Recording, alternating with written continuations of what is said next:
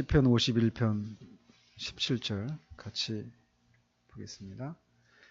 하나님께서 구하시는 제사는 상한 심령이라. 하나님이여 상하고 통회하는 마음을 주께서 멸시하지 아니하시리이다. 아멘. 우리가 핸드폰이 생기면서 전화번호 외우는 게 많이 줄었죠. 그렇죠? 믿는 구석이 있으니까 그런 거예요. 성경을 어디서든지 접할 수 있기 때문에 성경 암송이 잘 안 돼요. 성경을 읽는 것 자체가, 가지고 있는 것 자체가 불법인 그런 나라에서는 성경을 통째로 외우는 사람도 있습니다. 어떻게 가능한가? 상황이 그렇게 되면 가능해요. 즉 우리에게 성경 암송이 잘 안 된다는 얘기는 우리가 많이 배부르다는 거예요. 영적으로 많이 배부르고. 예. 옛날에 우리나라에서도 옛날에도 그랬죠. 우리나라에서 성경 갖고 있는 것으로도 죽는 때가 있었어요. 우리나라에서도. 근데 지금은 그런 일이 없죠.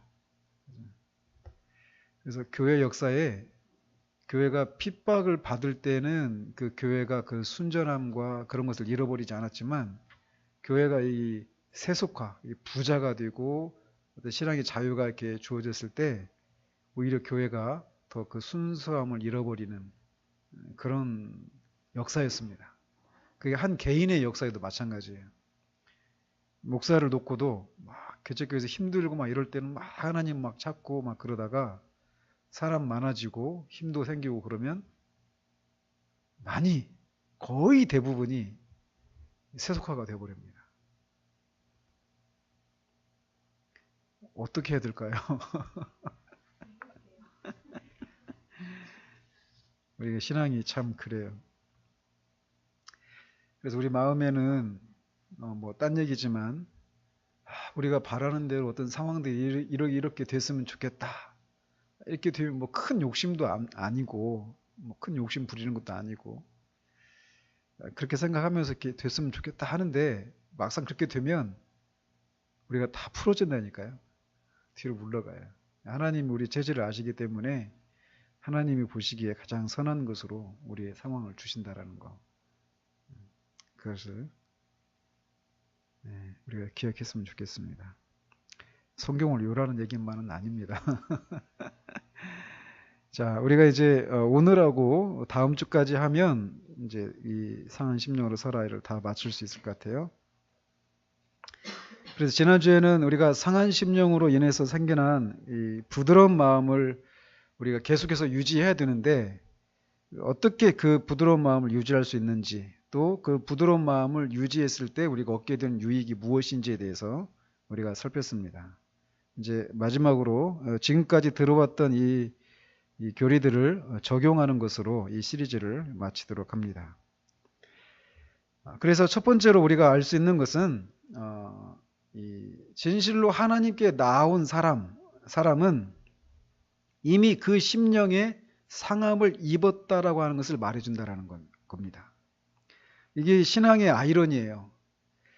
상한 심령이 상하지 않은 사람들은 하나님께 나오지 않아요. 근데 심령이 상한 사람은 내가 상한 심령을 가져야 되는데 내 마음은 왜 이렇게 완악할까? 내 마음은 왜 이렇게 무딜까? 나는 왜 이렇게 상한 심령이 없지? 이렇게 하면서 염려합니다. 근데 그게 상한 심령이거든요. 이게 신앙의 아이러니예요. 그래서 상한 심령을 가진 사람은 하나님께 나온다라는 거예요. 나왔다라는 거예요. 그 자체가. 그래서 상한 심령 없는 사람들은 상한 심령이 아니기 때문에 안 나오고 상한 심령은 자신이 상한 심령이 없는 것 때문에 하나님 앞에 나와요. 근데 그게 바로 상한 심령이에요. 이게 신앙의 아이러니예요. 그래서 있는 자는 있는 것에 더 많이 받고 없는 자는 있는 것마저 빼앗기게 되는 이게 신앙의 원리라니까요. 그래서 우리가 첫 번째 알아야 될 것은 이렇게 상한 심령을 가진 사람만 하나님께 나올 수 있다라는 것입니다. 조금 관련된 얘기, 다른 얘기지만 관련된 얘기예요. 제가 그분을 이름을 성 베르나르 같기도 하고 정확히 지금 이름이 기억이 안 나는데 11세기 때 분인데 그분한테 어떤 청년이 나와서 요즘 자신의 마음이 너무 이렇게 메마르다. 하나님 앞에서 내 마음이 너무나 메말라서 이렇게 힘들다. 그런 얘기를 이제 나와서 하는 그런 얘기를 한 거예요. 그러니까 그분이 이제 그런 얘기를 했다고 그래요. 자신의 마음이 그렇게 딱딱하다라고 하는 것을 알고 있는 사람들은 이미 마음이 메마르지 않은 사람이다. 그런 얘기를 했다고 하는 것처럼 이 상한 심령을 가지고 있는 사람만이 하나님 앞에 이렇게 나올 수 있어요. 그래서 하나님 앞에 나오는 사람은 상한 심령을 가진 사람이다라고 말할 수 있다라는 것입니다. 왜 그러느냐? 인간의 영혼과 죄와의 관계는 너무나 견고하고 강력하고 난공불락과 같은 그런 연명을 맺고 있다라는 거예요. 따라서 우리 영혼과 죄와 맺고 있는 그 아주 강력한 그 연합, 그 연명을, 그 관계를 깨뜨리거나 취소하거나 무효화할 수 있는 게 없다라는 거예요. 우리 안에서는. 그래서 이 심령이 상함을 받지 않는 한 이 영혼과 죄와의 그 결벌이 일어나는 것은 불가능하다라는 것입니다. 따라서 심령이 상하기 전에 인간의 영혼과 의지와 정서는 죄에 의해서 확고하게 사로잡혀 있다라는 것이죠. 그래서 그런 상태에 있는 사람에게 천국이나 하나님, 영원, 구원 이런 것보다 이런 것이 자기가 벗어나지 않으려고 하는 그 죄된 삶, 이것이 더 소중하게 여겨진다는 거예요. 이것이 근거 없는 얘기가 아닌 것은 그런 죄를 버리고 주님께로 나오면 그 죄를 그런 영혼의 그런 구원을 받고 여러 가지 그런 영적인 그런 복을 누린다라고 하는 것을 듣고 있으면서도 해야 되는구나 라고 하는 것을 인정하면서도 여전히 그 삶에서 떨쳐 나오지 못하고 있는 이런 모습을 보아서도 우리는 이 천국이나 하나님 구원 이런 것보다도 죄를 더 소중하게 생각하고 있다라고 하는 것을 알 수 있다라는 거예요. 인간이 심령이 상하기 전에 인간의 상태가. 사람들이 사랑하고 소중하게 생각해서 결코 버리지 않으려고 하는 죄는 실상 아무런 가치가 없는 것임에도 불구하고 사람들은 빛보다 어둠을 더 사랑하기 때문에 아무리 복되고 영광스러운 것들을 약속해도 어둠에서 돌이키지 않으려고 고집을 부린다라는 거예요. 따라서 그런 인간이 하나님께로 나온다라고 하는 것은 그의 심령이 상하지 않고는 가능한 일이 아니다라는 거예요.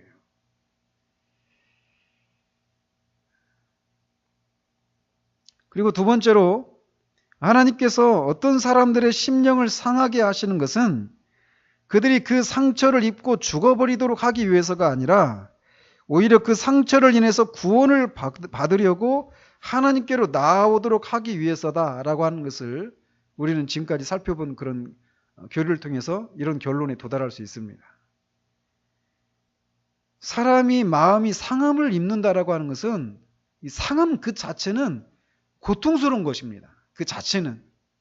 그렇지 않아요? 내가 하나님 앞에서 정말 죄인이고 비참한 그런 죄인, 아무런 소망이 없는 그런 죄인이라고 하는 것을 깨닫는 것, 그리고 그런 나를 향한 하나님의 그 진노를 내가 느끼고 있다라고 하는 것은 그것 때문에 마음이 상하고 있는 것, 이거 상태는 정말 말할 수 없는 공포요 두려움입니다.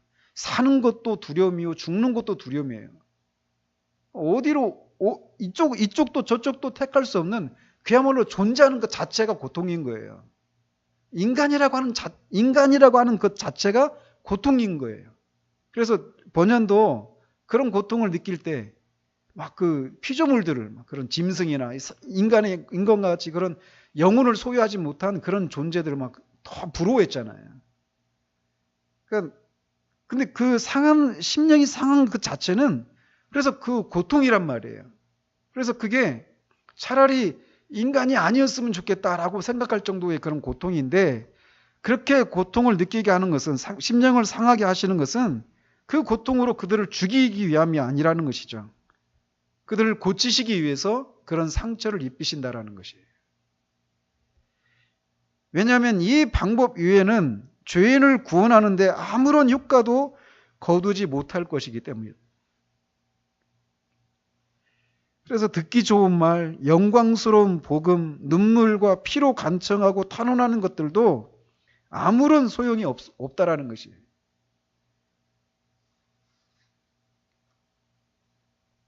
엊그저께도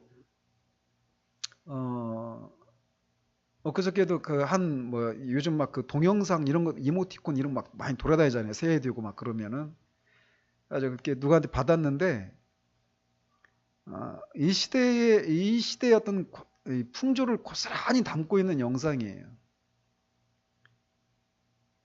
그러니까 오늘날 이 사람들을 복음으로 이렇게 초청하는 이런 메시지들인데 다분히 어떤 막 그 사람의 마음을 감동시키고 어떤 그 소망을 막 불러일으켜서 주님께로 돌아오게 하는 이런 방식의 메시지들이에요. 거기에는 뭐 십자가를 지고 주님을 위해서 고난을 받고 이런 뭐 막 주님을 위해서 싸우고 하는 이런 내용들이 없죠. 이런 내용들이. 그래서 이 방금 그 읽어드린 것처럼 번연이 듣기 좋은 말, 영광스러운 복음, 눈물과 피로 간청하고 탄원하는 것들도 이런 죄인의 마음을 상하게 해서 주님께로 돌아오게 하는 데는 아무런 효력을 발휘하지 않는다라는 거예요. 그러니까 마음을 참된 회심의 역사가 일어나는 그런 곳에는 항상 이 죄를 인식하게 하는 말씀을 통해서 우리가 정말 아무런 소망이 없는 죄인이라고 하는 것을 인식하게 하는 이런 일들이 일어나요. 그리고 그것 때문에 고통을 받죠. 근데 그것을 이 상한 심령이 되어지지 않으면 그런 말씀을 들으면서 막 굉장한 분노가 일어나죠. 그래서 항상 이런 요소들이 있어요. 참된 효심의 역사가 일어나는 과정에서는. 사람들은 할 수 있는 한 끝까지 하나님을 곤란하게 하려고 단호히 결심한다라는 거예요. 그러므로 만일 하나님께서 그들을 소유하려고 하신다면 하나님께서는 반드시 사람들에게 번연히 말이 아주 적나라한데 주먹을 날려서 한 방 먹여놓고 쫓아가서 붙잡아 놓고 절름발이로 만들어서 꼼짝달싹 못하도록 해야 한다는 거예요. 왜 꼭 그렇게 해야만 하는가? 인간이 그런 존재라는 거예요. 좋은 말로 논리적으로 설득하면 승복하고 그렇구나 하게 돌아올 것 같은데 그렇지 않다라는 것입니다. 인간의 본성이. 거듭 말씀드리지만 본성이 그래요. 본성이. 우리 인간의 본성이. 인간에게는 우리 안에는 아무런 소망이 없어요. 진짜. 그것뿐만 아니라 그의 뼈를 꺾어야만 한다라는 거예요. 하나님께서 이렇게 하지 않으시면 사람들을 구원하실 수 없다라는 것입니다. 어떤 사람들은 권유나 외적인 소명이나 합리적인 강화를 사용하면 될 것이라고 생각한다라는 거죠. 그러나 번연은 그들은 크게 잘못 알고 있는 것이라고 말합니다. 하나님의 말씀에 수반하는 권능, 매우 크고 강력한 권능이 반드시 있어야만 한다라는 거예요. 그렇지 않으면 하나님의 말씀은 영혼의 구원을 효과적으로 이룰 수 없다라는 겁니다. 저 같은 설교자들이 빠지는 유혹이 그런 거예요. 그러니까 설교를 작성을 하고, 그러니까 설교를 작성할 때는 항상 이렇게 논리적인 설교여야 하거든요. 논리적이어야 돼요. 그래서 논리적인 설교를 이렇게 작성하고 나면 됐다. 그리고 이 설교를 작성하면서 제 설교자에게 마음에 어떤 그런 감동이 있거든요. 근데 사실 그게 없으면은 설교가 되게 힘들어요. 근데 그런 게 있으면 됐다 싶어서 올라가는데 거의 죽쓰고 내려옵니다. 그러니까 그게 설교자들이 빠지는 유혹이에요. 설교가 논리적으로 막 감동을 끼치는 그런 설교문을 작성하고 올라가면 됐다고 싶은데 사실은 그 말씀을 성령께서 사용하셔서 사람들의 심령 가운데 정말 그 말씀의 씨앗을 심기우고 심으시고 그 마음을 깨뜨리시는 이런 작업들이 일어나지 않으면 결코 말씀이 효과 있게 역사하는 이런 일들이 일어날 수가 없단 말이에요. 왜냐하면 죄가 그들을 사로잡고 있고 그들은 죄에게 자신들을 팔아 넘겨버렸기 때문에 그렇습니다. 그러나 본인은 절대 그렇게 생각하지 않죠. 우리 자신에 대해서 결코 우리는 이렇게 생각하지 못했어요. 성령께서 그렇게 깨닫게 해주시니까 나중에 그렇게 성령의 역사를 통해서 우리가 내가 그렇게 완전히 죄에 사로잡혀 있었구나. 죄에 진짜 팔렸구나. 내가 포로로 잡힌 게 아니라 나를 팔아 넘겼구나. 이런 상태라고 하는 것을 나중에야 알게 되는 것이죠. 근데 그것을 내가 인정하든 인정하지 않든 성경에서 말하고 있는 인간의 모습은 이런 상태라는 거예요. 그래서 마귀의 권능이 그들을 사로잡고 있고 그들은 마귀의 뜻을 따라 포로가 되어 있다는 겁니다. 근데 더 문제가 되는 것은 이 그들의 의지가 죄와 마귀와 한통속이라는 거예요. 그것을 인해서 포로로 사로잡혀 있다는 겁니다. 자발적인 포로인 거예요. 죄와 마귀에. 그러니까 인간이 죄와 마귀의 피해자다 이런 생각들을 갖고 있잖아요. 피해자이긴 맞아요. 그런데 동시에 우리가 거기에 사로잡혀 있다는 거예요. 그 스톡홀름 증후군이라고 하는 거 있죠. 납치를 당했는데 납치범하고 사랑을 하는 거예요. 그게 스톡홀름 증후군이라고 하는 거거든요. 그런 것처럼 인간의 상태가 그런 거라는 거예요. 그러므로 만일 하나님께서 뉘우침과 회개 또는 죄로 인해 상한 심령을 사람들에게 주시지 않는다면 자신의 영혼을 거역하는 이런 소름 끼치는 동맹과 음모를 포기하려고 하는 마음을 사람 속에서 찾아볼 수가 없다는 것입니다. 우리가 하나님의 자녀로 일컬음을 얻게 되는 데는 하나님 편에서 대가를 치러 주셨어요. 그리고 수고를 감당해 주셨고 노고를 베풀어 주셨어요. 그 결과 우리가 회개를 통해 하나님의 자녀가 되었다는 것이죠. 그런데 우리 편에서는 영혼의 구원을 위해서 마음이 괴로움을 겪고 상처를 입고 상함을 받았고 고통과 근심으로 가득 채워지는 일이 있었어요.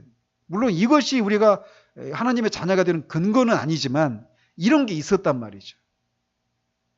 우리가 한 5번 정도 성탄절까지 하면 6번 정도 그렇게 말씀을 전했는데 그렇게 해야 구원을 받는 게 아니에요. 그런 요소가 있다라는 것이죠.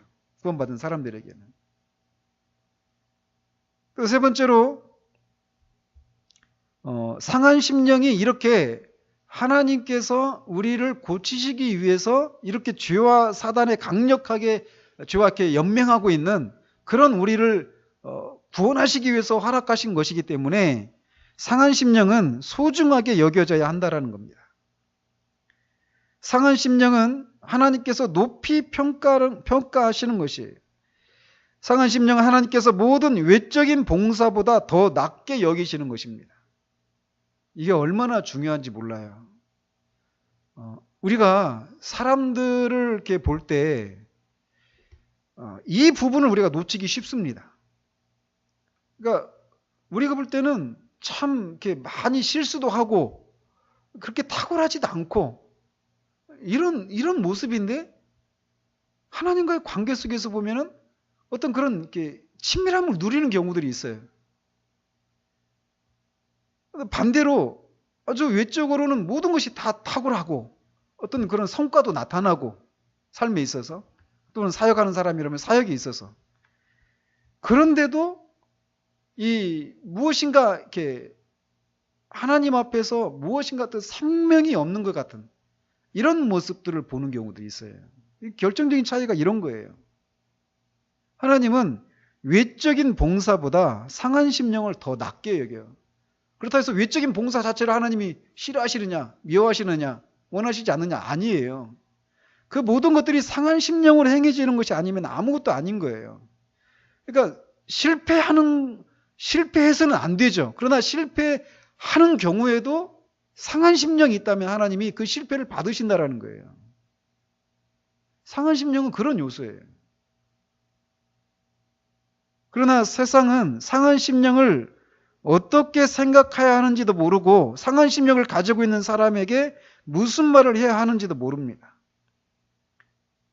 세상은 상한 심령의 가치를 몰라요. 그래서 상한 심령을 멸시하고 그것을 가슴에 품고 있는 사람을 침울한 바보로, 비참한 사람으로, 어딘가 모자란 사람으로 간주한다라는 것이죠. 세상에서만이 아닙니다. 교회 안에서도 그래요. 오늘날 제가 볼 때는. 오늘날의 그리스도인, 전형적인 그리스도인은 아주 자신감 있고 모든 면에서 아주 활동적이고 어떤 그 적극적인, 어떤 추진력이 있는 이런 사람이 오늘날의 전형적인 기독교인이에요. 아주 성숙하고 아주 탁월한 기독교인 하면 오늘날 생각하고 있는 그리스도인이 바로 그런 모습이에요. 그러지 않아요? 그러나 성경은 전혀 다르게 얘기한다는 것이죠. 세상은 그래서 그 상한 심령의 가치를 모르기 때문에 상한 심령을 갖고 있는 사람을 아주 뭔가 모자라고 비참하고 우울하고 이런 사람으로 본다라는 것이죠. 그러나 다윗은 상하고 통회하는 마음을 주께서 멸시하지 아니하신다라고 말합니다. 즉 다윗의 이 말은 상한 심령은 하나님의 눈, 하나님의 마음을 사로잡습니다.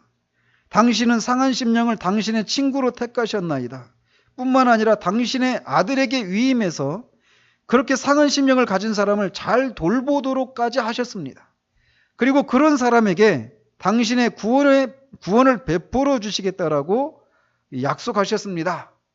이렇게 말하고 있다는 것이죠. 우리가 지금까지 살펴본 내용이. 상한 심령은 그런 가치가 있는 거예요. 그렇기 때문에 이 상한 심령을 소유했다라고 하는 것은 하나님께서 자신이 기뻐하시는 것을 이미 주신 것이다라고 말할 수 있을 정도예요. 그리고 그 안에 자신의 은혜를 보관할 수 있는, 그 앞에서는 복음의 그런 보석들이라고 그랬죠. 그런 것을 보관할 수 있는 장식장을 주신 것이다라고 말할 수 있다는 것입니다. 진심으로 구원을 바라는 마음을 그 상한 심령을 가진 사람에게 주신 것이고, 자기 자신의 마음을 닮은 마음, 즉 하나님의 마음에 합한 마음을 주신 거예요. 상한 심령을 가진 사람에게. 그렇지만 말씀드린 것처럼 상한 심령을 소유하면 지금 당장은 고통스럽고 슬프고 참여하고 근심하게 된다는 것이죠. 그래서 지금 당장은 심령이 상해 있고 마음이 피를 흘리고 지금 당장은 마음이 흐느껴 울고 신음을 하며 애통하면서 하나님께 울부짖어요. 상한 심령을 갖고 있을 때.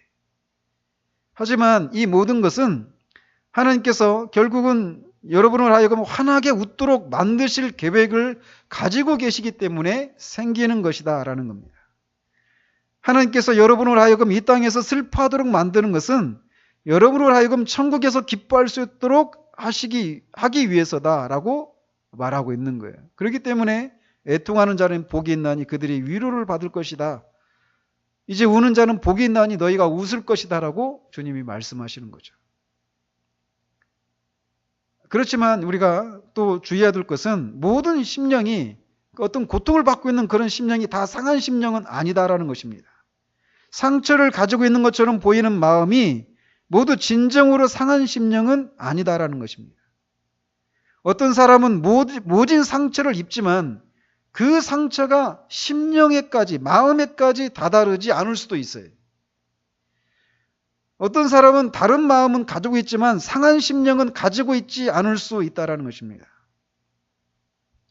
그래서 어떤 사람은 그 사람의 죄는 상처를 입지만 그 심령은 상처를 입지 않을 수도 있어요. 예를 들어서 바울이 아니라 그 바로의 마음이 그랬죠. 막 여러 가지 10가지 재앙을 받으면서 마음이 막 상했어요. 그 고통을 겪었어요. 분명히 마음이 상처를 입었죠. 그렇지만 그게 상한 심령이 아닌 것은 그런 자신의 상태를 인해서 하나님께 나오는 것이 아니죠. 자신의 그 죄악을 인정하고 하나님의 은혜와 긍휼을 구걸하는 대로 나오지 않는단 말이에요. 그러나 그 심판을 인한 고통은 겪고 있어요. 또 사울 왕도 마찬가지예요. 사울 왕도 그렇고 아합도 그렇죠. 그리고 이 가룟 유다도 마찬가지예요. 자신이 한 행동에 대해서 분명한 비통함을 느꼈어요. 분명하게. 그렇지만 그런 자신을 주님 앞에 정직하게 고백하고 거기서 돌이켜서 하나님께로 나오는 일이 없었단 말이죠. 그렇기 때문에 분명히 어떤 고통을 인해서 상처를 입은 마음이 모두 다 상한 마음은 아니다라는 것입니다. 아합이나 바로나 사울왕이나 가룟 유다, 에서 이런 사람들은 자신들의 죄를 고백하고 자신들의 행동을 뉘우치기는 했어요. 그렇지만 이들 중 누구도 상한 심령과 진심으로 통회하는 마음을 소유하지는 못했다라는 겁니다. 그들에게 은혜로운 변화는 전혀 일어나지 않았고 자신들의 죄와의 가식 없는 결별이나 하나님께의 철저한 돌이킴도 전혀 없었어요. 헤롯도 그랬잖아요. 세례 요한의 말을 들을 때 마음이 막 달게 여겼잖아요. 그리고 고통을 겪기도 하잖아요. 그 앞에서. 그렇지만 돌이키지 않는 거예요. 말씀을 들으면서도 그렇죠. 말씀을 들으면서 어떤 마음의 자극을 받아요. 아, 내가 이렇게 하면 안 되는구나. 그렇지만 그것이 하나님께로 나오게 되는 데까지 이어지지 않는 거예요. 여전히 상한 심령이 아닌 거죠. 그러니까. 상한 심령을 가진 사람은 반드시 우리가 전에 살펴봤던 것처럼 하나님 앞에 나옵니다. 자신의 그런 처지를 인해서 그 깨트려진 마음을 가지고 하나님 앞에 이웃 사람들에게 도움을 구하고 구걸하고 하나님 앞에 울부짖는 그런 모습으로 나온단 말이죠. 그게 아니다. 그건 상한 심령이 아닌 거예요. 이런 사람들은 분명히 고통을 겪긴 했지만 어떤 은혜로운 변화가 일어나거나 죄와 결별하고 하나님께 돌아오는 이런 것이 전혀 없었어요. 그렇기 때문에 상한 심령이 자신이 상한 심령을 가지고 있는지 아닌지를 잘 구별할 필요가 있는 것이죠.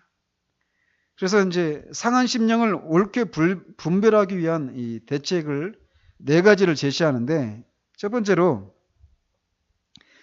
상한 심령의 증거들을 우리가 살펴봤잖아요. 그걸 가지고 자신을 살펴보는 것이 필요해요.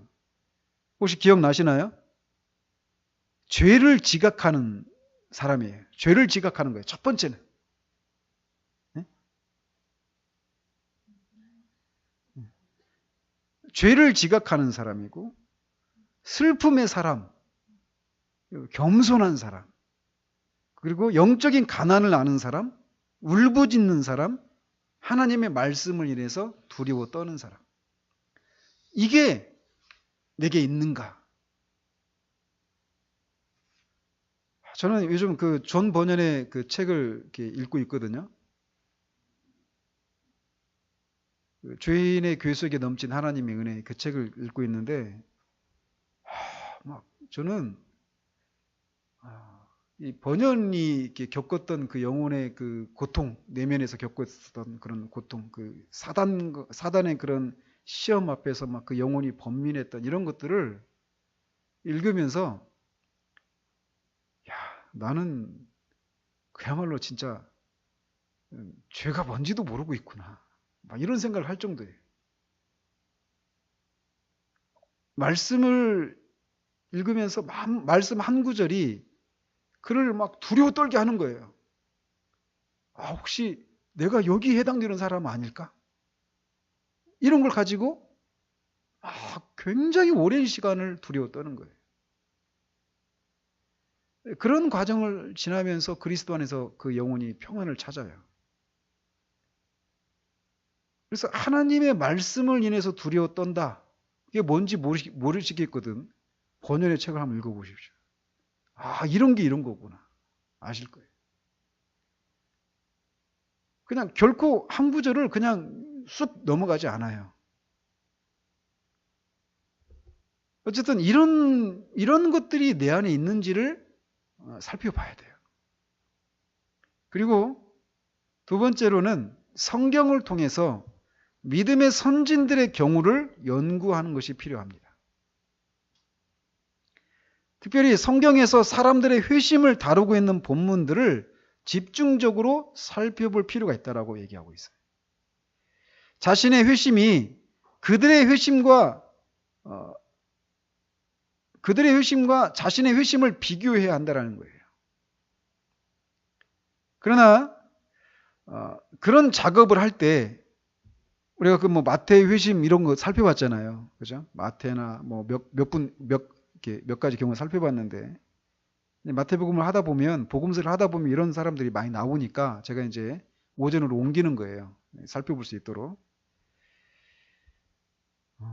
근데 그런 작업을 할 때 그들의 회심에 대해서 성경 안에서 아무런 기록도 발견할 수 없는 그런 선량한 사람들과 우리 자신을 비교하는 일이 없도록 해야 돼요.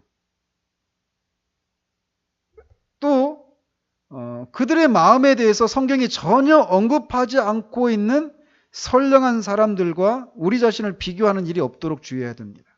왜냐하면 성경에 기록된 모든 사람들의 회심의 방식과 그 특성에 대해서 일일이 다 기록하고 있지는 않기 때문이에요. 그러니까 내가 회심할 때 성경에 나오는 그 인물들이 아브라함을 하나님 부르셨을 때 그가 어떻게 반응했는지 그 내면에 대해서 정확하게 묘사하고 있지 않거든요. 여러 사람 다양한 경우에 다르게 다 와요. 다르게. 그래서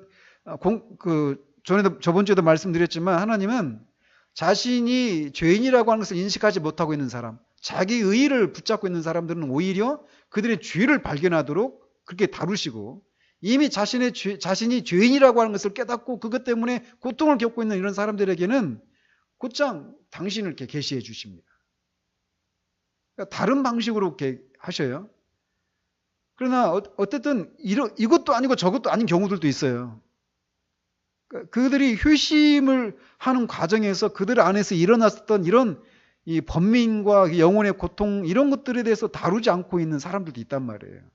그런 사람들과 우리를 비교하면서 나도 뭐 이 사람과 똑같이 나도 이런 것도 없었지만 여기도 있네 하면서 그런 식으로 자기가 회심했다라고 그런 사람과 비교해서 자신의 그 회심을 이렇게 오해해서는 안 된다라는 것을 이렇게 얘기하고 있는 거예요. 어쨌든 성경을 통해서 믿음의 선진들의 그런 경우를 연구하는 것이 필요하다는 것입니다. 제가 그래서 카페에다 이제 올리려고 그래요. 그 회심에 대해서 이렇게 기록으로 남겨진 그런 분들에 대해서 우리가 똑같은 과정과 이런 것을 겪는 건 아니지만 회심의 과정 속에서 겪었던 그런 요소들이 내 안에 있는가를 보라고 해서 제가 올려놓는 거니까 한번 보시길 바랍니다. 이렇게 세 번째로 성경에서 회개의 증거들을 찾아서 읽어야 됩니다. 참된 회개는 상한 심령과 상처 입은 영혼만이 산출할 수 있는 열매이기 때문에 회개의 참된 증거들을 면밀하게 숙고해 보는 것이 필요하다는 거예요. 그래서 관련된 구절을 이렇게 보면 몇 구절 이렇게 인용하고 있는데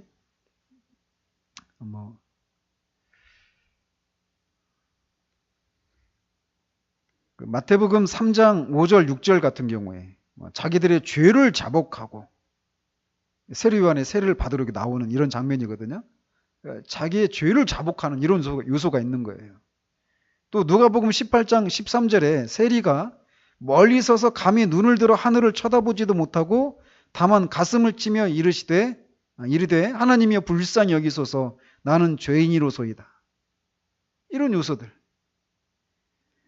또 삭개오가 말하는 것처럼 내 소유의 절반을 가난한 자들에게 주겠사오며 만일 누구의 것을 속여 빼앗은 일이 있으면 네 갑절이나 갚겠나이다.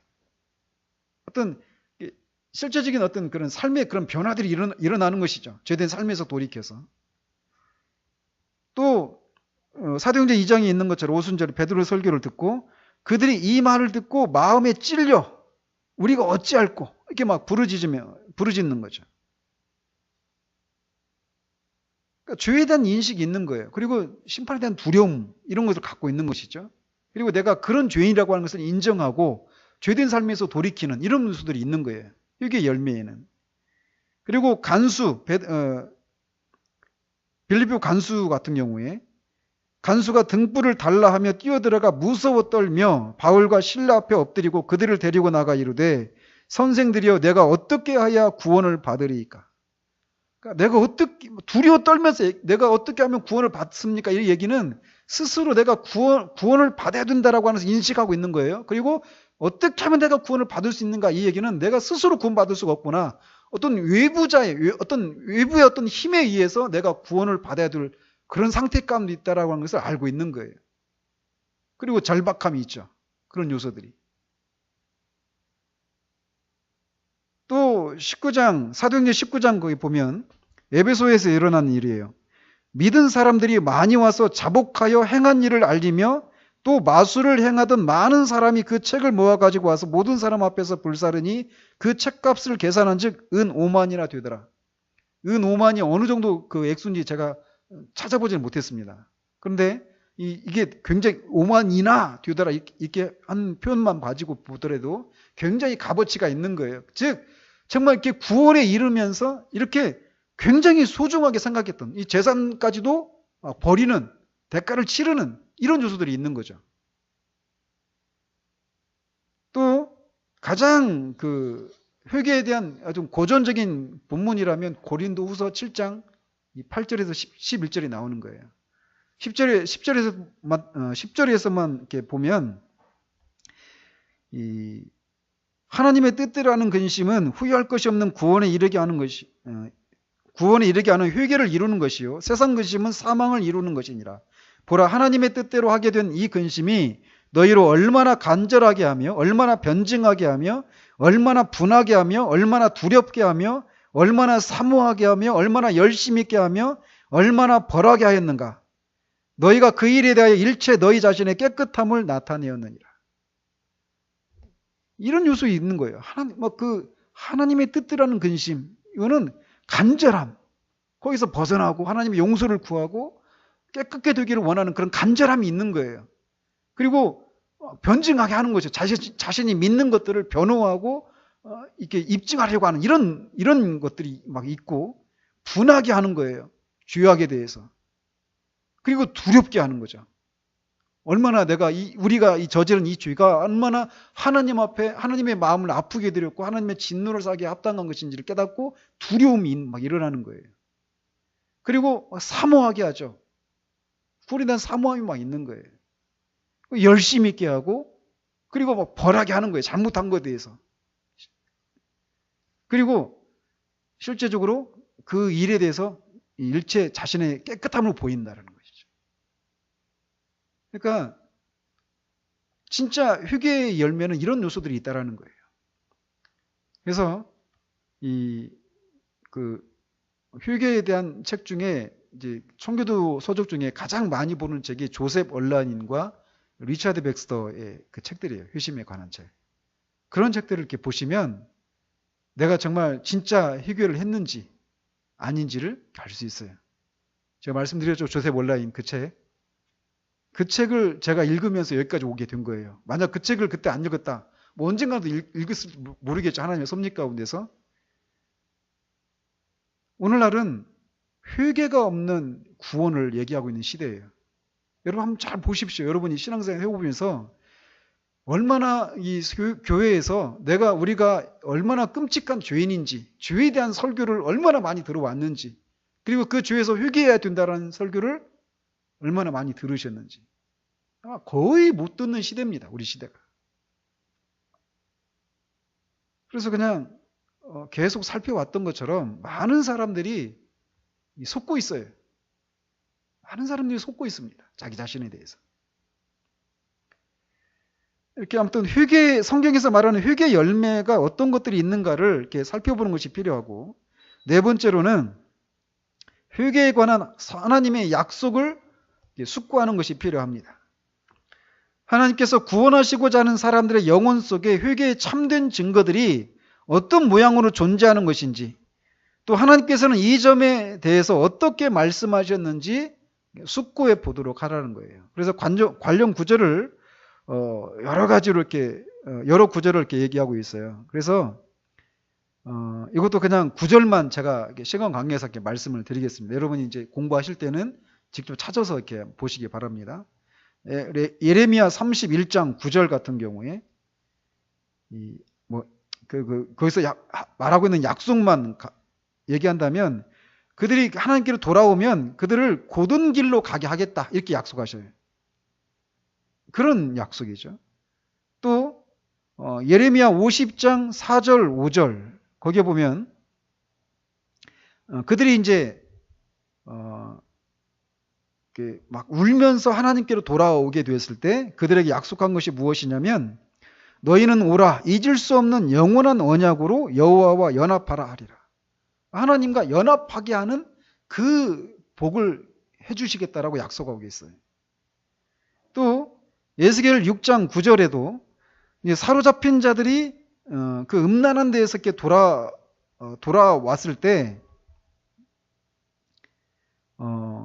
여기는 그 뭐 약속이라고 할 수 있는 건 없습니다. 그냥 여기는 좀 그러네요.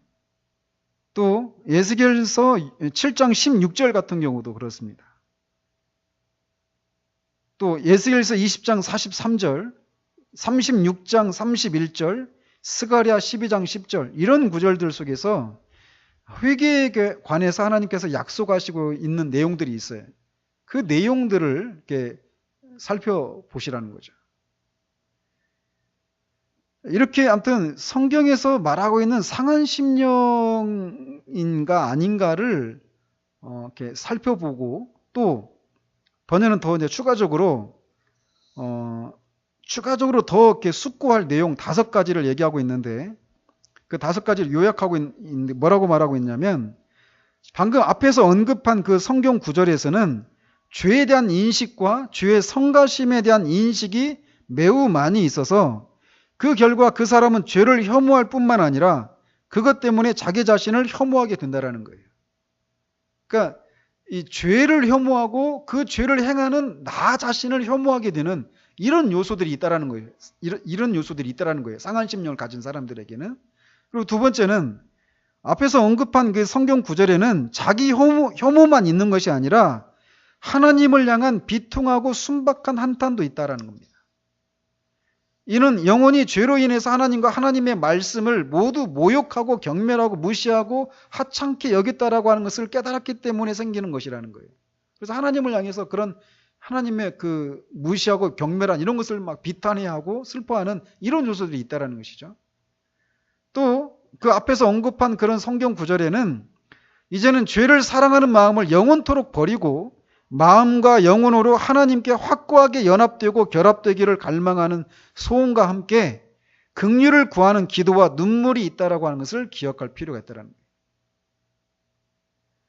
또 그 구절들은 그 구절에서 등장하는 백성들은 사탄으로부터 하나님께로 돌아가는 모든 길에서 죄로부터 은혜로 돌아가는 모든 길에서 사망에서 생명으로 돌아가는 그런 모든 길에서 눈물과 기도, 울음과 간구를 흩뿌렸다라고 하는 것을 기억하라는 거예요.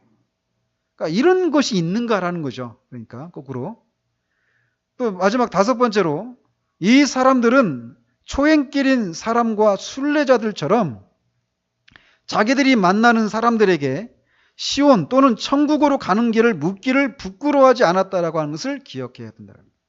그러니까 앞에서 했던 내용을 다 지금 요약하고 있는 거예요. 그러니까 이웃에게 자신의 가난함을 막 알리고 그러잖아요. 부끄러워하지 않고 자기의 가난함을 막 알리잖아요. 내가 이것밖에 안 된다고 하면서 알려달라고 하는 이런 요소들이 있다라고 했잖아요. 지금 그 얘기를 하고 있는 겁니다. 그래서 그렇게 함으로써 그들은 자신들의 무지함을 자기들에게 어울리는 것으로 공언을 하였고, 그러니까 나는 무지하다 이렇게 말하는 거예요. 공개적으로. 그리고 생명에 이르는 길을 알고자 하는 간절한 마음을 보여주었다는 것이죠. 그냥 느긋한 그런 태도, 없는데 있는 것처럼 그냥 그런 태도가 아니라 없는 것을 부끄러워하지 않고 그것을 어떻게 하든 누구의 도움을 받든지 그를 도움받고자 하는 그런 것들이 있었다는 것이에요. 뿐만 아니라 그렇게 함으로써 이들은 이 세상에는 해 아래는 또는 이 땅에서 가장 좋은 곳에도 상하고 통해하는 마음의 갈망과 소원과 열망을 만족시켜 줄 수 있는 것이 아무것도 없다라고 하는 것을 명백히 보여주었다라는 거예요. 그러니까 요약하면 이 죄에 대한 인식이에요. 그 죄를 짓는 자신에 대한 혐오, 그 죄를 짓는 것 때문에 하나님의 마음을 아프게 되는 데서 오는 그 비탄함, 하나님을 향한 비탄함이죠. 그리고 막 그 하나님과 연합을 이루고 싶은, 구원을 받고 싶은 이런 갈망이 있어요. 그래서 그 하나님께 돌아가는 과정 속에서 기도와 눈물, 이 울부짖음이라고 하는 그런 요소가 있고, 이웃들에게 어떻게 하면 이 죄를 버리고 구원에 이룰 수 있는지를 묻고 막 그 도움을 구하는 이런 요소들이 있다라는 거예요. 이게 상한 심령을 가진 사람에게 나타나는 모습이라는 것이죠. 자, 큰 4번째로, 그러니까 첫 번째는 하나님께로 나왔다라고 하는 것은 상한 심령을 가졌다라는 것이고, 또 그 상한 심령을 주시는 이유는 하나님이 그를 심령이 상해서 죽이고자 하시는 것이 아니라 치유하기 위해서, 구원하시기 위함이라는 것이고, 세 번째는 그렇기 때문에 상한 심령은 소중한 것이다라는 거예요.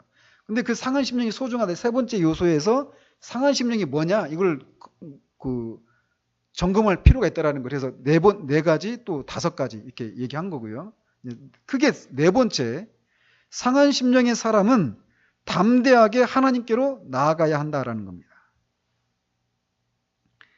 만일 상한 심령과 통해하는 마음이 하나님께서 매우 귀중하게 보시는 것이라면 그런 마음을 가지고 있는 사람은 하나님이 소중하게 생각하시니까 그 마음의 용기를 가지고 하나님께 나아가도록 해야 된다는 거예요. 아니, 당연히 상한 심령을 가진 사람은 하나님께 당연히 나가죠, 이렇게 생각할 수 있잖아요. 그런데 어땠습니까? 처음에 말씀드린 것처럼 왜 마음이 상합니까? 말씀에 비답해서 자신이 하나님 앞에 비참한 죄인이라고 하는 것을, 하나님이 나를 정말 영원한 그 형벌을 내릴 수밖에 없는, 지옥의 형벌을 내릴 수밖에 없는 그런 죄인이, 더러운 죄인이고 추악한 죄인이라고 하는 것을 깨달은 것에서 상한 심령이 생기는 거잖아요. 그런데 그렇기 때문에 이런 나를 하나님이 소중하게 생각하신다? 이 생각을 갖기가 쉽지가 않아요. 이 생각을 갖기가 쉽지 않단 말이에요. 그렇기 때문에 이 상한 심령을 가진 사람이 하나님께 쉽게 나갈 것 같은데 이 진리를 모르면 오히려 더 하나님 앞에 나아갈 용기를 갖지 못하게 될 수도 있단 말이에요. 그렇기 때문에 그렇지 않다라고 하는 것을 얘기해 주고 있는 거예요. 더 추가적으로. 하나님과 사람 사이에 중보자, 곧 사람이신 그리스도 예수가 계시다라는 것이 사람으로 하여금 하나님께로 나아오도록 하는 위대한 격려라고 하는 것을 이 번연도 알고 있다라고 말을 합니다. 그러니까 이것보다 하나님과 죄인 사이 유일한 사람이시고 하나님이신 유일한 중보자 예수 그리스도가 계시다, 이것보다 죄인을 위로하고 격려하는 게 없어요. 그런데 그것에 버금가는 또 다른 격려가 있다는 것입니다. 그리고 상하고 통해하는 마음은 그런 격려들 가운데 하나라는 거예요. 즉 상한 심령, 상하고 통해하는 마음을 하나님이 소중하게 생각하신다. 이거야말로 이 상한 심령을 가진 사람에게 아주 그 소중한 그런 위로가 된다라는 것입니다. 말씀드린 것처럼 상한 심령을 갖고 있는 사람은 예수 그리스도를 붙잡잖아요. 예수 그리스도가 계시다라고 하는 것이 말할 수 없는 가장 큰 위로예요. 그런데 그에 버금갈 정도로 상한 심령을 하나님이 소중하게 생각하신다라고 하는 이 진리도 그에 버금갈 정도로의 상한 심령을 가진 사람에게 위로가 된다라는 거예요. 그래서 처음에 말씀드렸죠. 왜 다윗의 마음이 그렇게 급반전했는가? 이 상한 심령을 하나님이 귀하게 이것을 찾으시는구나, 그것을 내가 가지고 있구나, 이걸 알고 급반전이 일어난 거잖아요. 그죠? 그렇기 때문에 하나님께 나아갈 때 상한 심령과 통해하는 마음을 가지고 나아갈 수 있는 사람들은 하나님께 여러분의 마음이 속에서 상처를 입었고 여러분이 진심으로 통해하고 있으며 여러분의 죄로 인해서 후회하고 있다라고 말씀드리라는 거예요. 상한 심령이 있을 때 그 마음을 가지고 하나님 앞에 그렇게 나가서 그렇게 말씀드리라는 것입니다. 하나님이 제 마음을 상하게 하셨습니다. 그리고 내가 그것을 아주 통렬하게 회개하고 있습니다. 그래서 후회하고 있습니다라고 말하고 있다라는 거예요. 그러면서 다윗처럼 내 죄가 당신 앞에 항상 있나이다, 이렇게 정직하게 자신의 죄를 정직하게 고백하라는 것입니다. 상한 심령이 있을 때. 다윗은 기도로 하나님 앞에 나아갈 때 이런 것들을 논거로 삼았어요. 다윗은 자신의 죄를 숨기지 않습니다. 오히려 하나님의 손이 자신을 누르고 하나님이 쏘신 화살이 자신을 찔러서 지금 자신의 마음이 상하고 자신의 죄악이 자신을 짓누르고 있다라고 탄원하고 있습니다. 그리고 이렇게 자신의 죄를 깨닫게 하고 그 죄에 짓누르게 하시고 그것으로 해서 마음이 상하게 하신 분이 바로 하나님이시기 때문에 자신을 불쌍히 여겨달라고 간구하고 있어요. 이런 기도는요, 진짜 큰 믿음을 요구하는 기도입니다. 그렇잖아요. 자기 앞에 지금 죄가 있어요. 내가 그 죄 때문에 하나님이 나한테 심판을 행하시고 하나님의 얼굴을 가리시고 이러고 있단 말이에요. 그런데 그것을 지금 깨닫고 있어요. 그것 때문에 그렇다라는 것을. 근데 그렇게 하신 분이 하나님이시다라는 거예요. 그러니 하나님 나를 불쌍히 여겨달라는 거예요. 왜? 상한 심령을 주신 이유는 그 심령이 상해서 내가 죽게 하는 것이 아니라는 거예요. 하나님이 고치시기 위함이라는 것이죠. 그렇기 때문에 그 마음을 주신 하나님이 하나님 앞에 나가서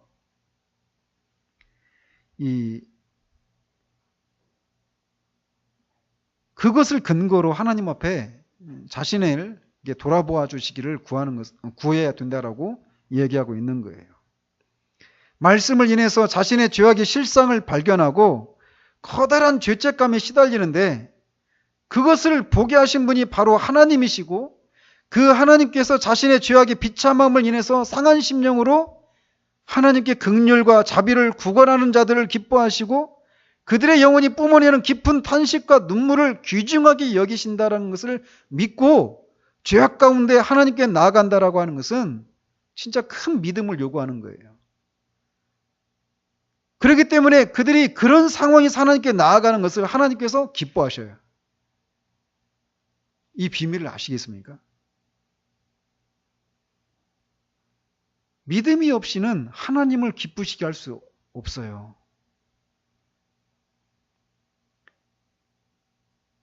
그들이 자신의 죄악을 발견한 중에 일테면 때리시는 하나님께 나아가는 것은 곧 그렇게 자신의 죄악을 깨닫게 하시는 것은 그들을 깨뜨리셔서 고치고자 하신 하나님의 선하신 뜻 가운데서 벌어지는 것이라고 하는 것을 믿는다라고 하는 것을 보이는 거예요. 그렇잖아요. 이해가 되십니까?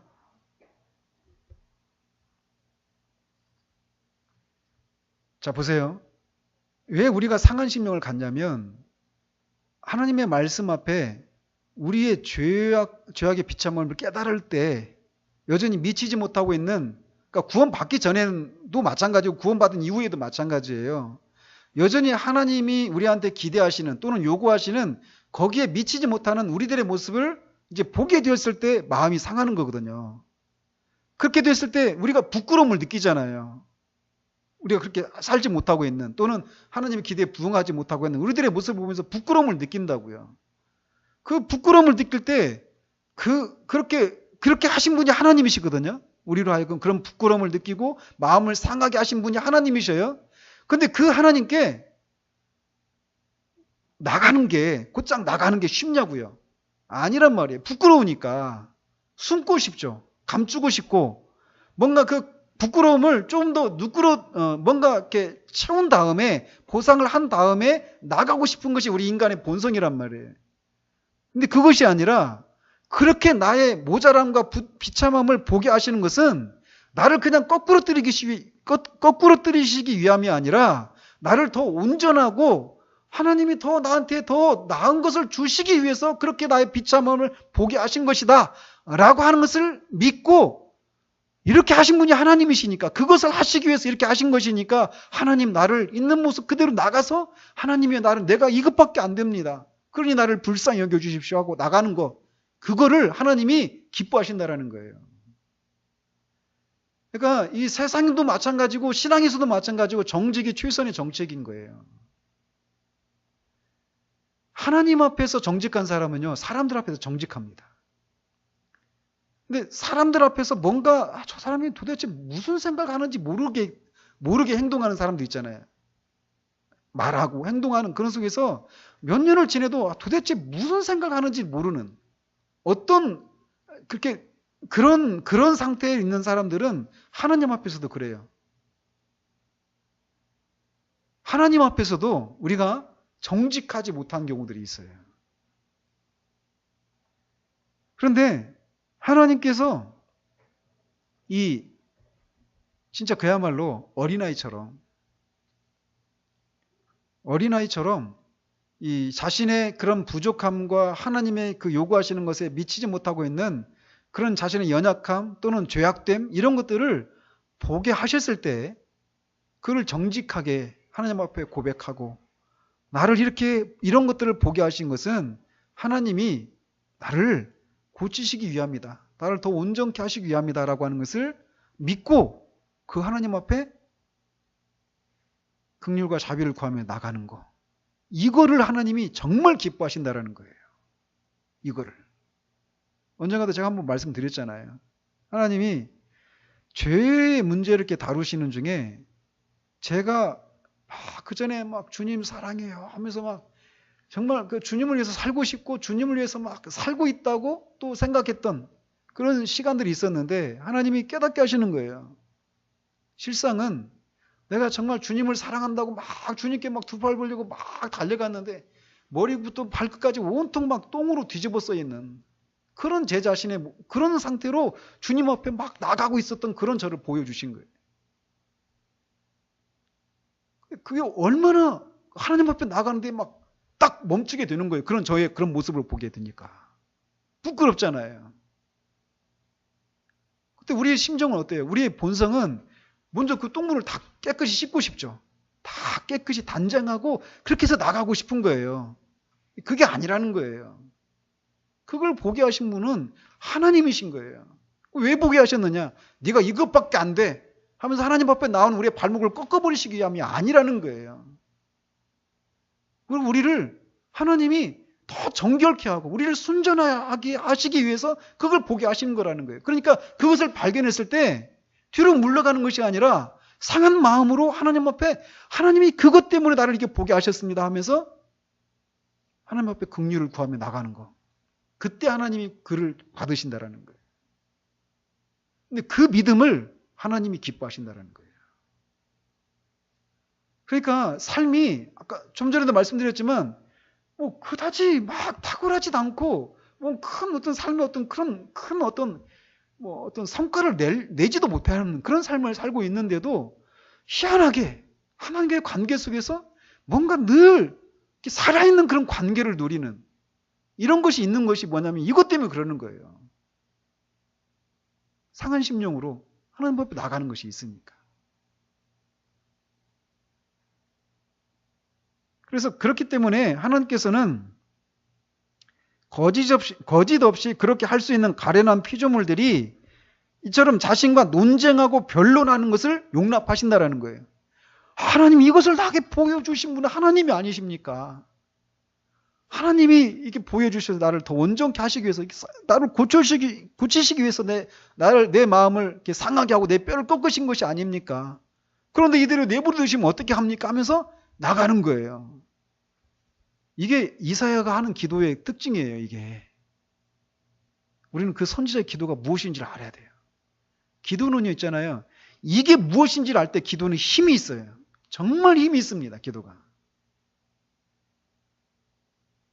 그래서 하나님 앞에 내가 어떤 모습으로 발견되더라도 그냥 부끄러워하지 않고 왜냐하면 하나님 다 아시잖아요. 우리가 뭘 숨길 수 있겠어요 하나님 앞에. 근데 숨긴다니까요 우리가. 언제 한번 제가 기도하면서 그 막 실수가 터지더라고요. 제 스스로. 막 기도하면서 하나님 정말 한 주먹밖에 안 되는 인생이 전지하신 하나님조차도 하나님 앞에서 기도하는 이 순간조차도 하나님을 속이려고 하고 있군요. 정직해야 돼요 우리는. 하나님 앞에서든 사람 앞에서든. 거기서 힘이 나오는 거예요. 거기에서. 어쨌든 이렇게 우리는 상한 심령에 대해서 이런 결론에 도달할 수 있습니다. 하나님께 나가는 것은 상한 심령을 소유했다라고 하는 증거이고 우리를 살리시기 위해서 심령을 상하게 하는 것이고 그 상한 심령을 하나님이 소중하게 생각하시고 또 마지막으로 이 상한 심령은 가진 사람은 담대하게 하나님께로 나아가야 한다. 이것을 우리는 적용할 수 있어야 돼요.